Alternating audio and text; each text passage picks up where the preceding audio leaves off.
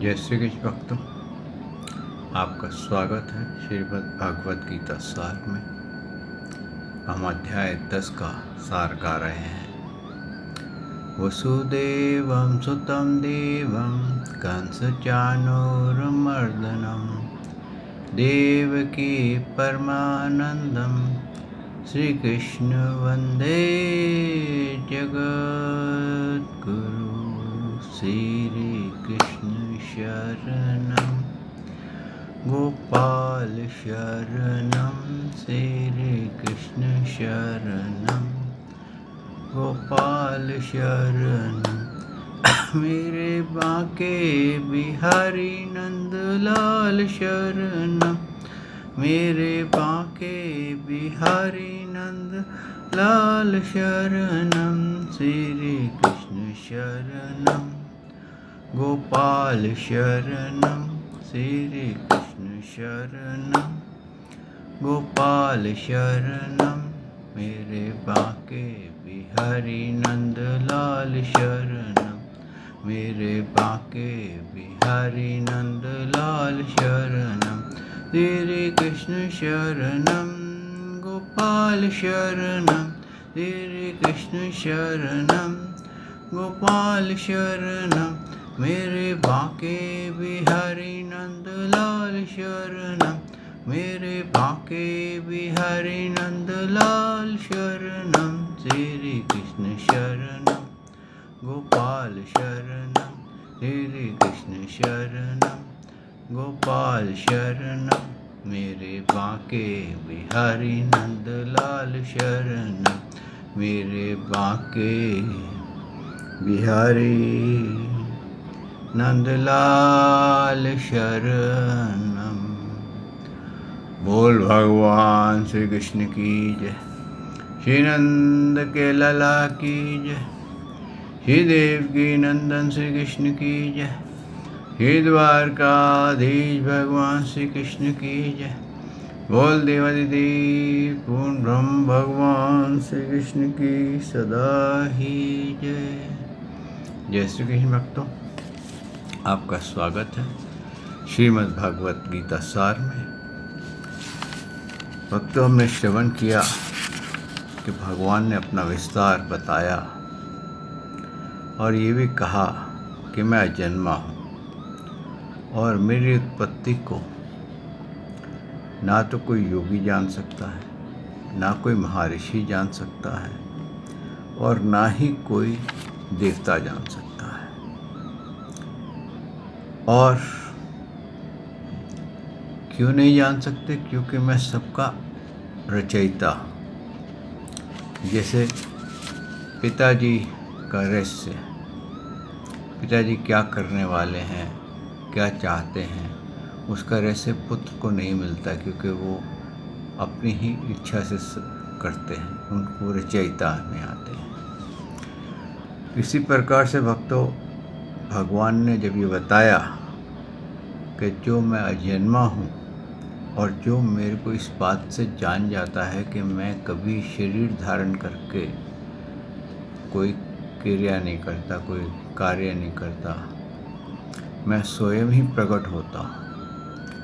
क्योंकि मानव देह जो है ये भगवान को धारण ही नहीं कर सकती।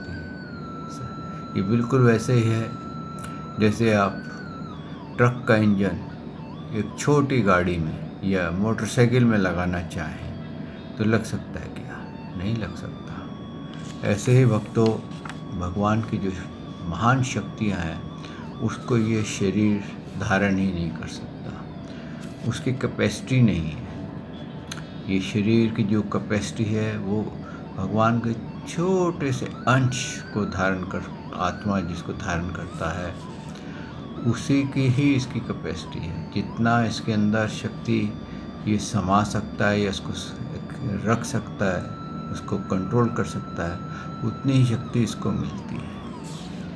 लेकिन कुछ कहते हैं ज्ञानी लोग ब्रह्मास्मि का लाभ उठा लेते हैं और अपने आप को भगवान बताते हैं और अपनी पूजा करने में लोगों को कर लाइन में लगा देते हैं, वो बिल्कुल वैसे ही है कि हम तो डूबे हैं सनम, तुझे भी ले डूबेंगे। और अज्ञानता के कारण मानव जो है वो भेड़ चाल चलता है। भेड़ चाल होने से जीवन मृत्यु से बजाय बाहर निकलने के वो और फंसता चला जाता है। और इसी बात को अर्जुन जी ने भी सर्टिफाई किया है कि कह करके कि मैंने आपके बारे में, भगवान के बारे में, कि आप अजन्मा है, आप प्रकट होते हैं, कभी शरीर धारण नहीं करते, अपनी दिव्य विभूतियों के साथ आप प्रकट हो जाते हैं और आपका विस्तार कोई नहीं जानता।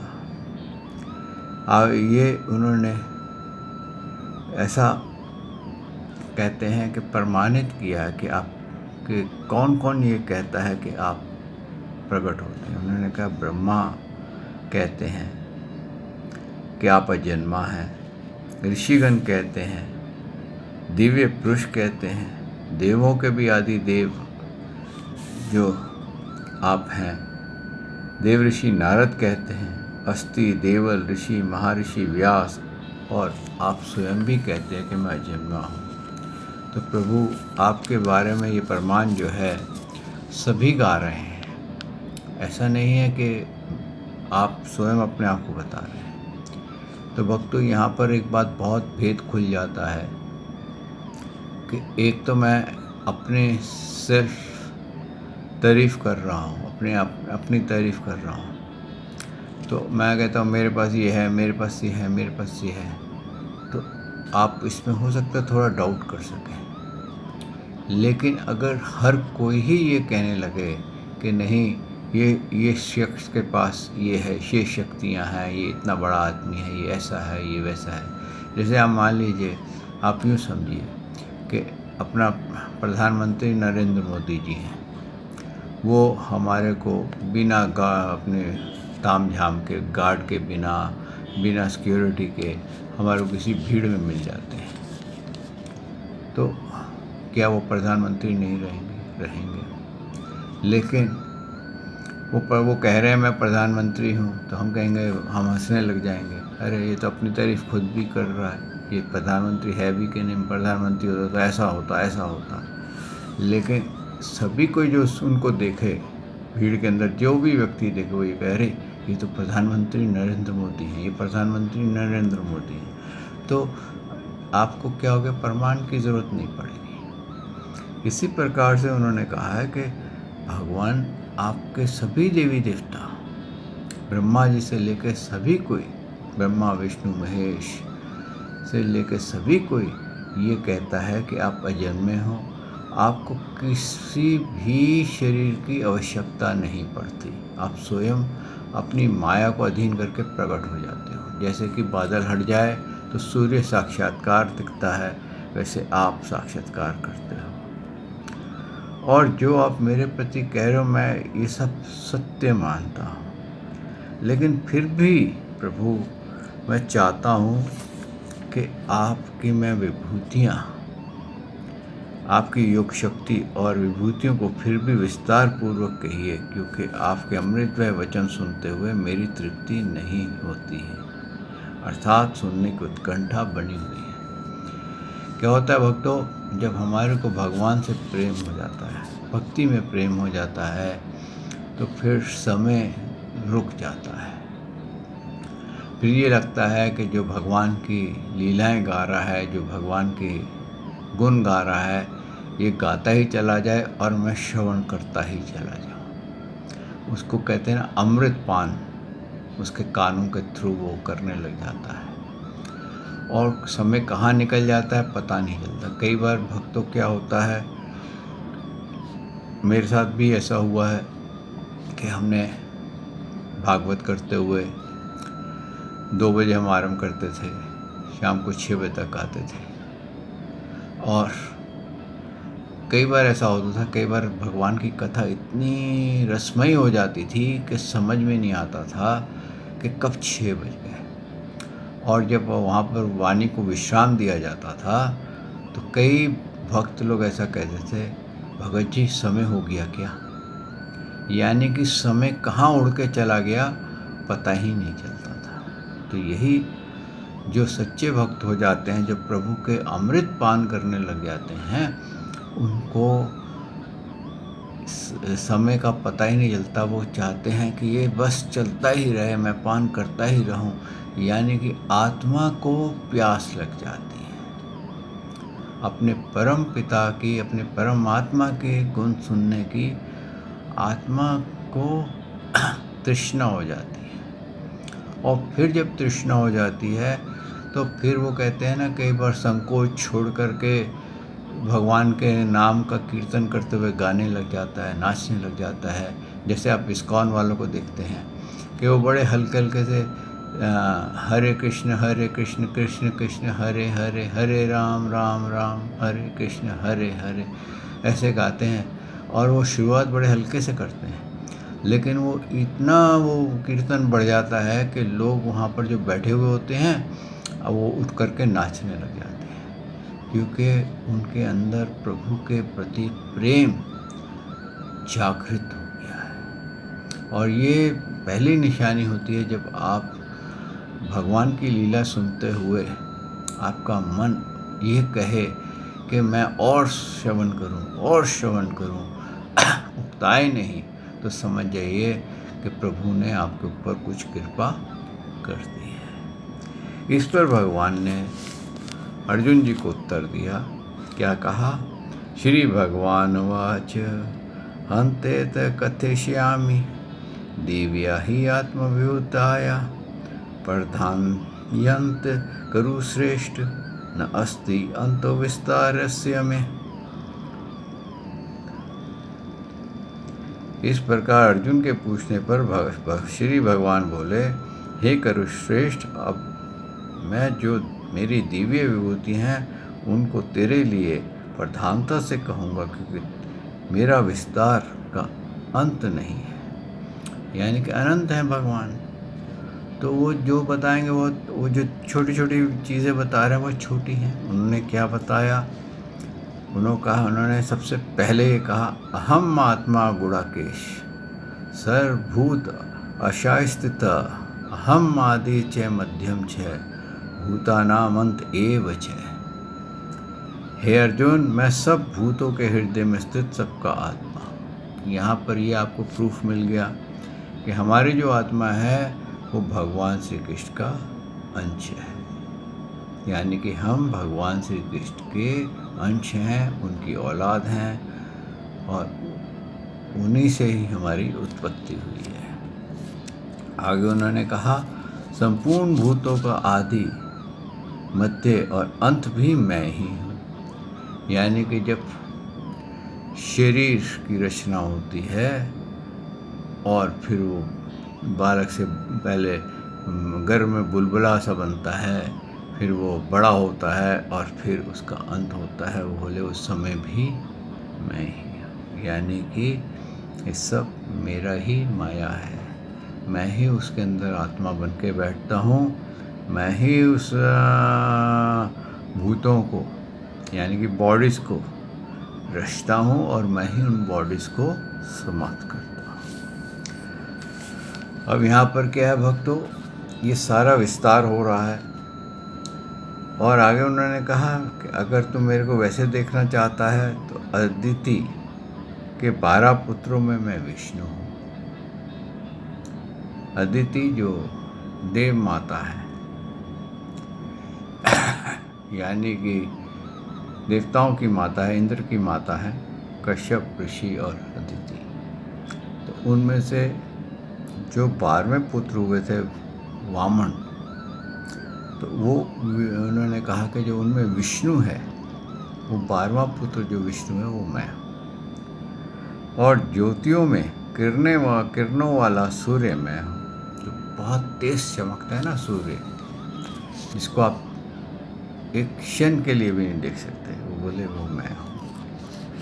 और 49 वायु देवताओं का तेज मैं हूँ। यानी कि जो एक प्रकार का तेज रहता है चेहरे के ऊपर, जो प्रभु का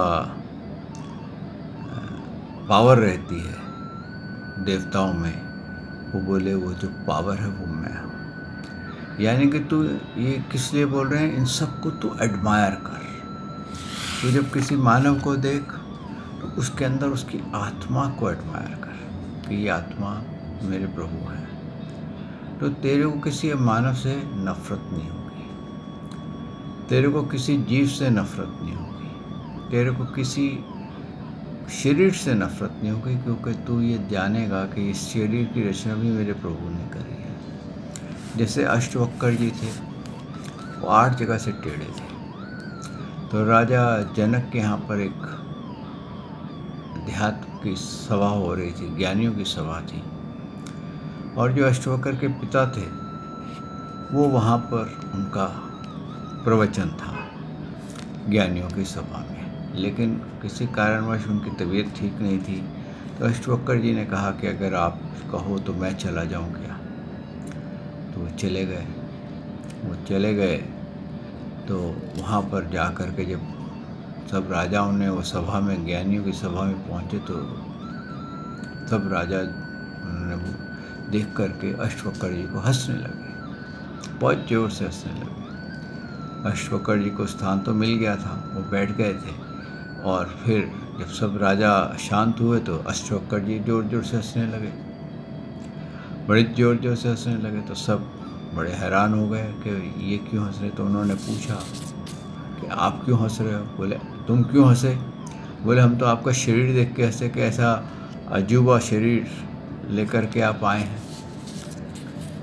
बोले मैं इसलिए हंसा कि यहाँ पर राजा जनक ने कहा था बहुत बड़े बड़े विद्वान आ रहे हैं, ज्ञानी आ रहे हैं, शास्त्रज्ञ आ रहे हैं, लेकिन मैं देखता हूँ यहाँ पर तो मोची और चमार आए हैं, ज्ञानी तो है ही नहीं।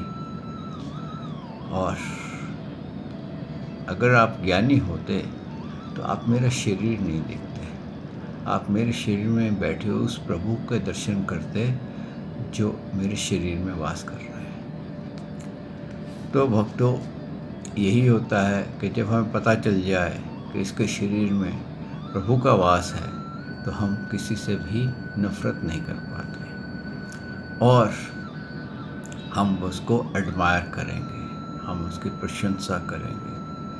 कहते हैं ना, मंत्रमुग्ध हो जाएंगे, खो जाएंगे उसके तेज में।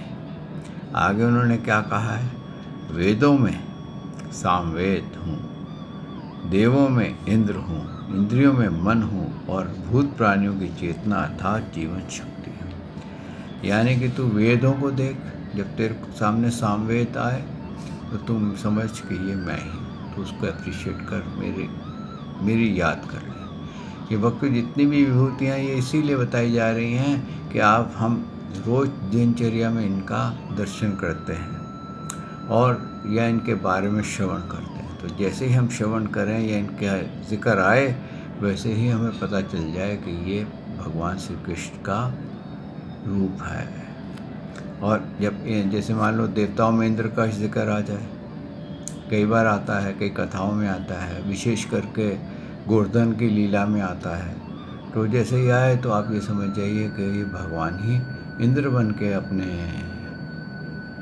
ऊपर बरसात कर रहे थे। और जब आपको हो कि भाई मेरा मन ऐसा करता है, तो आप समझ जाइए कि मेरे मन में भगवान बैठे हैं, उनकी इच्छा अब ये करने की है, यानी कि कुछ श्रवण करने की है, भक्ति करने की है, कुछ खाने की है, कहीं जाने की है।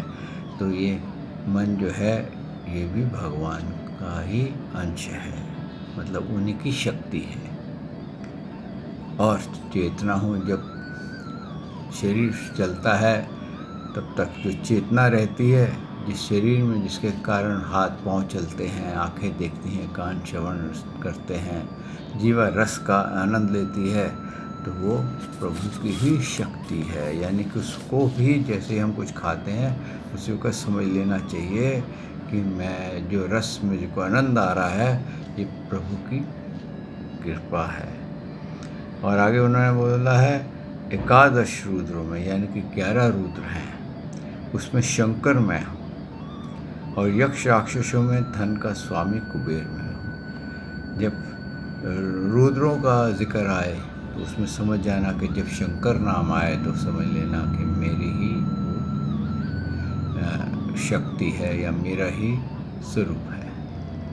और 8 वसुओं में अग्नि में हूँ। जब आप अग्नि को देखें तो मुझे याद कर लीजिए कि मैं हूँ। और शिखर वाले पर्वतों में सुमेरु पर्वत में हूँ। जब पर्वतों का जिक्र आए तो मुझे आप याद कर लीजिए। और पुरोहितों में बृहस्पति हूँ, सेनापतियों में स्कंद हूँ, जलशयों में आप समुद्र हूँ। जब आप समुद्र के दर्शन करें तो आप जान जाइए कि मैं ही हूँ। और महर्षियों में जब ऋषियों का जिक्र आए उसमें जब भृगु शब्द आए तो समझ जाना चाहिए मैं ये भृगु शब्द आते ही आपको मेरी याद आ जानी चाहिए। और एक ओंकार यानी कि एक अक्षर अर्थात ओंकार मैं हूँ, यानी कि ओम।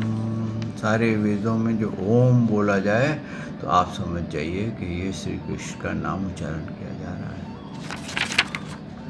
आगे क्या कहा है? सब प्रकार के यज्ञों में जप यज्ञ और स्थिर रहने वालों में हिमालय में हूँ। जब आप जाप कर रहे हैं तो जब वो ये जप करते हैं तो आप समझ जाइए कि भगवान श्री कृष्ण का ही विस्तार है, उन्हीं की ही कृपा है कि हम उनको याद कर रहे हैं। वृक्षों में आप वृक्ष देखते हैं तो कहीं पीपल का वृक्ष नज़र आ जाए तो समझ लीजिए भगवान श्री कृष्ण को याद कर लीजिए। देव ऋषियों में जब नारद मुनि का जिक्र हो तो आप उसको कर लीजिए। इस प्रकार से उन्होंने बताया है। गंधर्व चिरित्रा और सिद्धों में कपिल मुनि भी मैं ही हूँ, यानी कि इन सबके जब भी आपके सामने कोई बातचीत हो या इनका व्याख्यान हो, इनका नाम लिया जाए तो आपका मन उसी वक्त मेरे को प्रणाम कर ले कि मैं ही इनमें भी वास कर रहा हूँ, मैं ही इसमें हूँ। यानी कि जैसे कि आप सूर्य एक लाइट देखते हैं तो आपको लगता है सूर्य आ गया तो सूर्य की याद आ गई। कैसे? एक लाइट देखी थी। ऐसे ही भगवान ने ये विभूतियाँ बताई हैं ना, इनके रेफरेंस से आपको भगवान की याद आ जानी चाहिए। तो उन्होंने यही बोला है, घोड़ों में अमृत के साथ उत्पन्न होने वाला उच्छ्रवा घोड़ा मैं हूँ। इबारत नाम का हाथी मैं हूँ। हाथी का नाम इबारत कोई हाथी बताए, इंद्र का हाथी है तो आपको उसकी याद आ जानी चाहिए। और राजा मनुष्यों में राजा मैं हूँ। कोई राजा को ध्यान में आए तो आप समझ लेना कि ये भी भगवान की ही विभूतियाँ हैं। ऐसे ही उन्होंने शास्त्रों में वज्र कामधेनु में गौओं में कामधेनु हूँ और शास्त्र रीति से उत्पत्ति के हेतु कामधेनु हूँ और सर्पों में सर्पराज वसुकी हूँ। मैं नागों में शेषनाग हूँ, जलचरों में आदिपति वरुण हूँ और पितरों में आर्यम नामक पितृ हूँ। मैं दैत्यों में प्रहलाद, गणना करने वालों में समय तथा पशुओं में मृगराज और पक्षियों में गरुड़ हूँ। अब जिन जिन का भी यहाँ पर आपको नाम आए उस वक़्त आप ये समझ लीजिए कि ये भगवान का ही हैं और आप उस वक़्त प्रभु का आप समझ जाइए और उनको एडमायर कीजिए। उनके कहते हैं ना मंत्रमुग्ध हो जाइए उनके एडमायर करने में कि वाह प्रभु आपकी ये भी रूप है। प्रहलाद जैसे भक्त की भक्ति याद करके आप एडमायर कीजिए कि कितनी बड़ी भक्ति की थी, उसके पिता ने कितने उस पर वो कहते हैं ना कोप किए थे, कितनी तरह से उसको मृत्यु देने की बात की थी, लेकिन कभी उसने संतुलनता नहीं खोई। तो आपने बहुत भक्तों का नाम आए तो प्रहलाद के नाम पे भगवान को याद कर लीजिए। आगे उन्होंने कहा मछलियों में मगर और नदियों में श्री भगीरथी गंगा में हूँ। जो भगीरथ जो द्वारा लाई गई गंगा है उसका जिक्र आए तो मेरे की याद कर लीजिए। हे अर्जुन, सृष्टि आदि और अंत तथा मध्य भी मैं हूँ ही हूँ। विद्याओं में अध्यात्म विद्या अर्थात विद्याओं और परस्पर विवाद करने वालों का तत्व निर्णय किए जाने वाले का वाद भी मैं हूँ। मैं अक्षरों में आकार यानी कि ओंकार हूँ और समासों में द्वंद्व नामक समास हूँ। अक्षय काल अर्थात काल का भी महाकाल और सब और मुख वाला विराट स्वरूप सबका धारण पोषण करने वाला भी मैं ही हूँ। अब भगवान ने क्या कहा, महाकाल, यानी कि सारी सृष्टि को समाप्त करने वाला जो काल है वो भी भगवान कहते हैं मैं हूँ। जब कहते हैं ना परले और महापरले, जब महापरले का जिक्र आए तो आप समझ लीजिए ये प्रभु का ही विस्तार है, प्रभु को ही याद कर लीजिए। आगे उन्होंने कहा कि गायन करने योग्य श्रुतियों में मैं व्रत साम और छंदों में गायत्री छंद हूँ। माघ महीनों में माघ शिष्य और ऋतुओं में वसंत हूँ। और मैं जो सबसे ज़्यादा पावरफुल वस्तु हैं भक्तों, वो आप उनकी शक्ति जो है, जैसे एटम की जो फायरिंग वो है शक्ति है, वो आप समझिए जब वो शक्ति का बारे में जिक्र हो तो आप भगवान को समझ लीजिए कि भगवान की ही शक्ति है। ऐसे उन्होंने बताया है कि मैं ऋषिवंशियों में वसुदेव हूँ, अर्थात स्वयं तेरा सखा। पांडवों में धनंजय हूँ, क्योंकि सबसे सुपर धनुषधार जो है वो तू ही है, इसके तेरे कोई नहीं। जो तेरे अंदर जो सबसे सुपीरियर पावर है जिसके अंदर होती है वो मेरी ही होती है। ऐसे उन्होंने बताया मैं शुक्राचार्य भी हूँ और मैं सबको दंड देने वाला भी हूँ। और हे अर्जुन, जो सब भूतों की उत्पत्ति का कारण है वह भी मैं ही हूँ, क्योंकि ऐसा वह चर अचर कोई भूत नहीं है जो मुझसे रहित हो। यहाँ पर आकर के उन्होंने पूरा, कहते हैं ना, पूरा विस्तार से कह दिया है कि ऐसा कुछ नहीं है जो मैंने। इसीलिए जब ब्रह्मा जी को 4 चतुर्श्लोकी ज्ञान दिया गया था तो उन्होंने ये कहा था कि जो तेरे को दिख रहा है वो भी मैं हूँ, जो तेरे को नहीं दिख रहा वो भी मैं हूँ, जो उत्पत्ति हो रही है वो भी मैं हूँ, जो विनाश हो रहा है वो भी मैं हूँ। तो सारा ज्ञान इसके अंदर आ जाता है। आगे उन्होंने क्या कहा, नान्तो अस्ति मम दिव्यान विभूतीनां परन्तप एस्तु उद्देश्य प्रोक्तो विभूति विस्तारो मया। हे परंतप, मेरे दिव्य विभूतियों का अंत नहीं है। मैंने अपनी विभूतियों का यह विस्तार तेरे लिए एक देश से अर्थात संक्षिप्त से कहा है। जो भी विभूतियों युक्त अर्थात ऐश्वर्य युक्त, कांति युक्त और शक्ति युक्त वस्तु है उसको तू मेरा तेज का अंश ही अभिव्यक्ति जान। यहाँ पर भगवान ने पूर्ण भेद खोल दिया है कि जो विभूतियाँ की जो शक्ति है, जो उनका ऐश्वर्य है, जो उनकी हाईएस्ट डिग्री है, उससे तू ये समझ ले कि ये प्रभु की ही शक्ति है। इस तरह से तेरे को मेरी हर पल याद बनी रहेगी। आगे अंत में आखिरी श्लोक में भगवान ने कहा है, अथवा बहु न एताम किम या तेन तव अर्जुन विष्भयाहमिदं कृत्सनम एक अंश स्थितो जगत। अथवा हे अर्जुन, इस बहुत जानने से तेरा क्या प्रयोजन है। मैं संपूर्ण अपनी योग शक्ति के एक अंश मात्र से धारण करके स्थित हूँ। अब यहाँ पर भगवान ने उसको कम्प्लीटली कह दिया कि इतना विस्तार तो मेरा है कि मैं तेरे को अगर डिस्क्राइब करूँ तो तू उसको समझ नहीं सकेगा। महासागर है, इसको तू जान नहीं सकेगा, इसका स्टार्टिंग कहाँ होती है, अंत कहाँ होता है। इतना ही समझ ले कि जो सुपीरियर से भी सुपीरियर वस्तु है, किसी में कोई गुण है या उसकी कोई शक्ति है या उसका अंदर कोई आर्ट है, तो उसको जैसे ही तू देखेगा तो तेरे को मेरी याद आ जाएगी कि ये सबसे सुपीरियर अगर कोई है तो वो श्री कृष्ण है। यानी कि देवों के देव कोई है तो श्री कृष्ण है। सबसे सुपीरियर कोई भगवान है तो श्री कृष्ण है।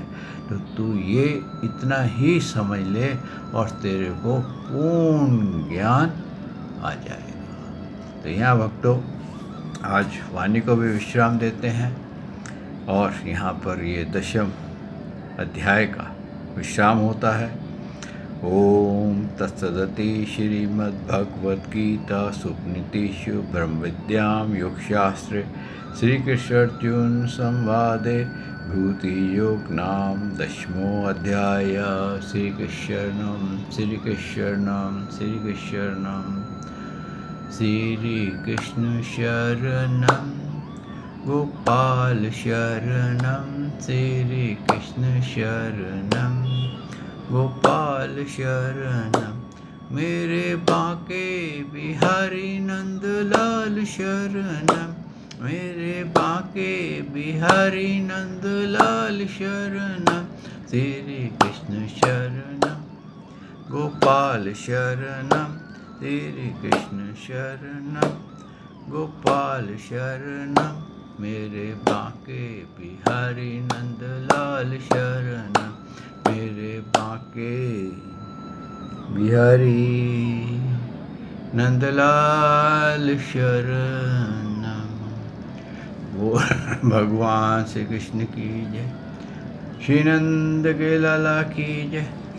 श्री देवकी नंदन श्री कृष्ण की जय। श्री द्वारकाधीश भगवान श्री कृष्ण की जय। बोल देवादिदेव पूर्ण ब्रह्म भगवान श्री कृष्ण की सदा ही जय।